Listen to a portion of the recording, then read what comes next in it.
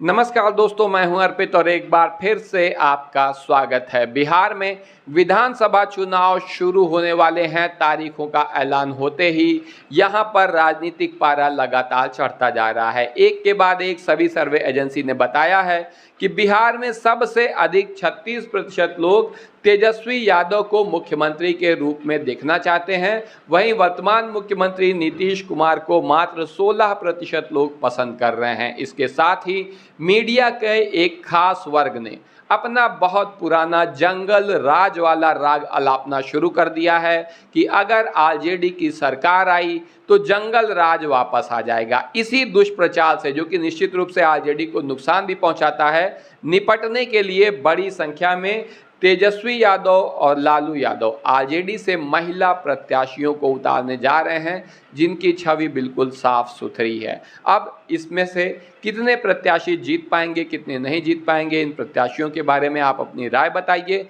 लेकिन उससे पहले आप कमेंट करके हमें ये बताइए कि आप बिहार के मुख्यमंत्री के रूप में किसे देखना चाहते हैं। यहाँ पर प्रशांत किशोर हैं दूसरे नंबर पर, तीसरे नंबर पर आ रहे हैं वर्तमान मुख्यमंत्री नीतीश कुमार, जिसके बाद चिराग पासवान का नंबर आता है। सबसे पहले नंबर पर चल रहे हैं तेजस्वी यादव और सबसे आखिर में सम्राट चौधरी को मात्र 3.5% लोग बिहार के मुख्यमंत्री के रूप में देखना चाहते हैं। तो अपनी राय बताइए। हम आपको बता रहे हैं प्रत्याशियों के नाम और इनके बारे में भी आप अपनी राय बताइए कि ये चुनाव जीत पाएंगे या नहीं जीत पाएंगे। तो पहला नाम है दिव्या प्रकाश का, जो कि मुंगेर की रिजर्व सीट तारापुर विधानसभा से आरजेडी की कैंडिडेट बनाई जा रही हैं। टिकट 100% फाइनल है। चुनाव जीतेंगी या नहीं जीतेंगी, आपकी जो भी राय हो इनके बारे में कमेंट करके ज़रूर बताइए। 2020 में भी इसी सीट से चुनाव लड़ी थी।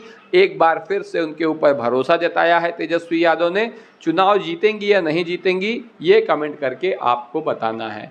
अगला जो नाम सामने आ रहा है जमुई की चकाई विधानसभा से सावित्री देवी का। सावित्री देवी का टिकट भी 100% फाइनल है आरजेडी से।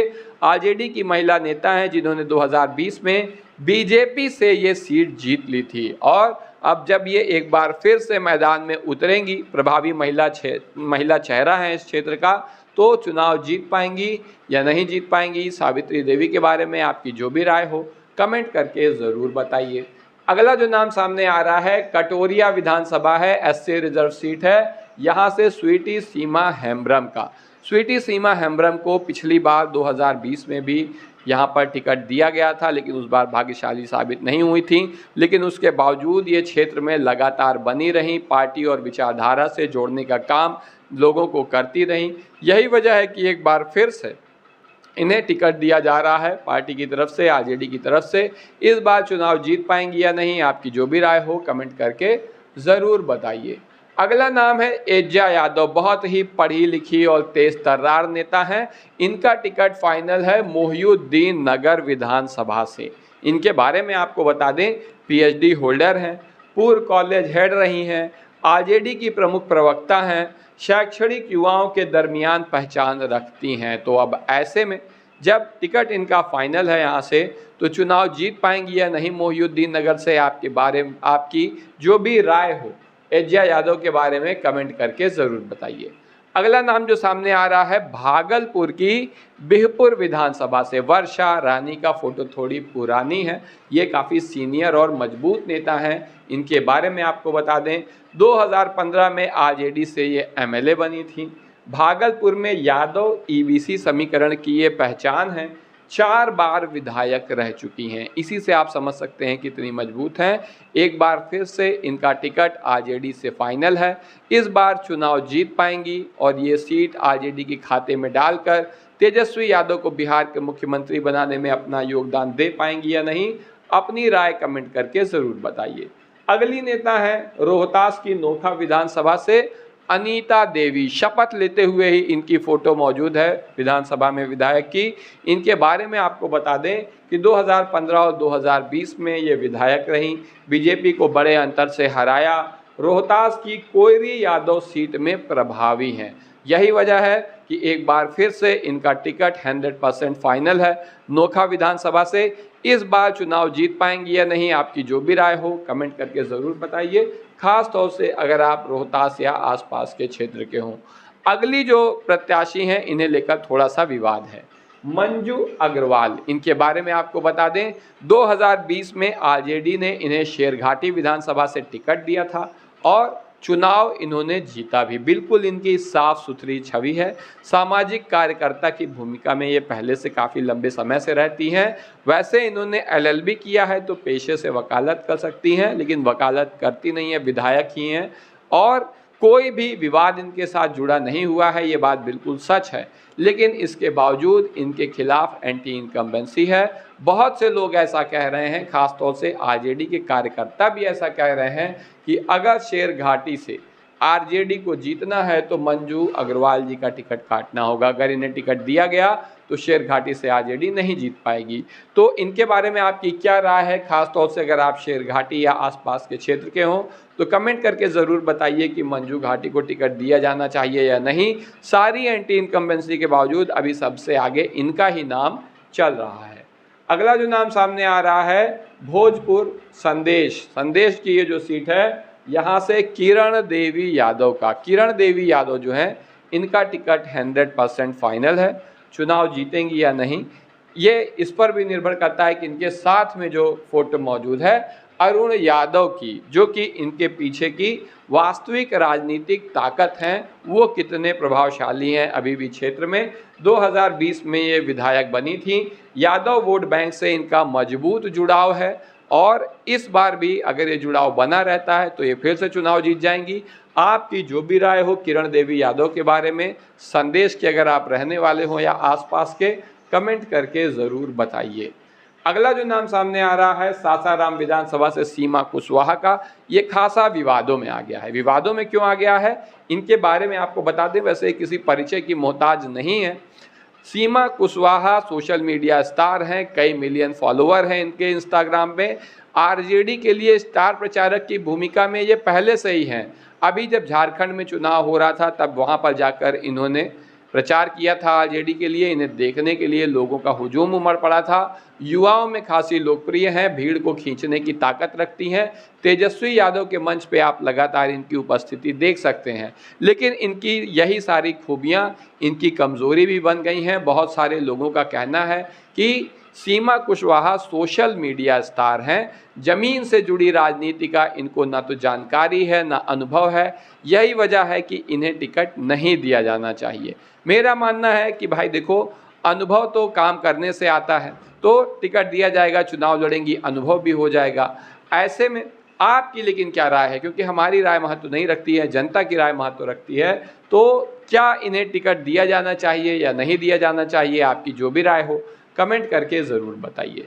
अगला जो नाम है परिहार विधानसभा से ऋतु जायसवाल का। ऋतु जायसवाल काफ़ी दमदार नेता हैं, लेकिन पिछले 2 चुनाव से भाग्यशाली नहीं रही हैं। इनके बारे में आपको बता दें, ऋतु जायसवाल राजद की महिला नेता हैं, जिन्होंने सुप्रीम मुखिया के रूप में सिंगवानी पंचायत सोनबरसा सीतामढ़ी से काम किया है। 2020 में इन्होंने परिहार विधानसभा सीट से चुनाव लड़ा था।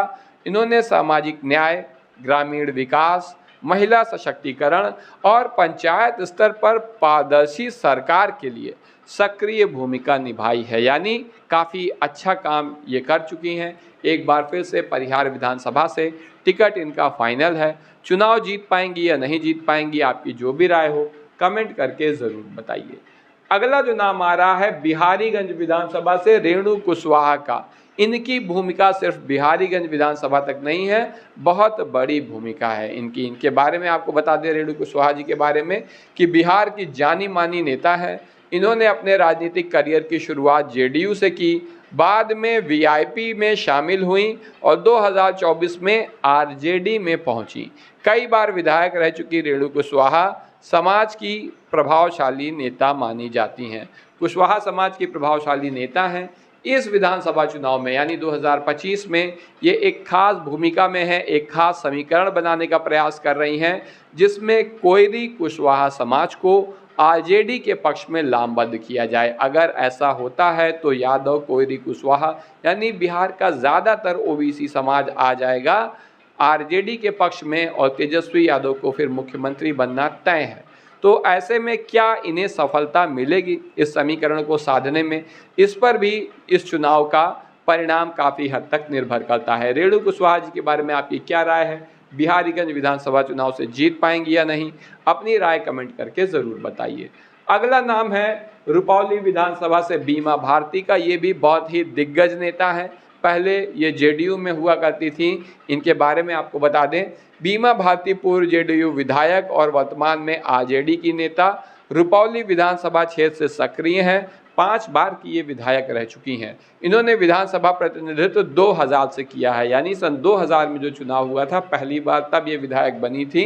कृषि मंत्री का पद भी संभाल चुकी हैं। 2024-25 में जेडीयू को छोड़कर आरजेडी में आ गई और राजनीतिक सफर में अपनी मजबूती बरकरार रखी है। हालांकि पिछले लोकसभा चुनाव में आरजेडी के टिकट पर पूर्णिया में ये पप्पू यादव, जो कि निर्दलीय प्रत्याशी थे, उनसे चुनाव हार गई। लेकिन सिर्फ एक हार पे किसी की राजनीति को खारिज नहीं किया जा सकता है। भारत के 2 पूर्व प्रधानमंत्री, खुद इंदिरा गांधी और अटल बिहारी वाजपेयी भी चुनाव हार चुके हैं। तो ऐसे में एक चुनाव हार गई तो ये नहीं कहा जा सकता कि अब समाप्त है। एक बार फिर से इनका टिकट फाइनल है।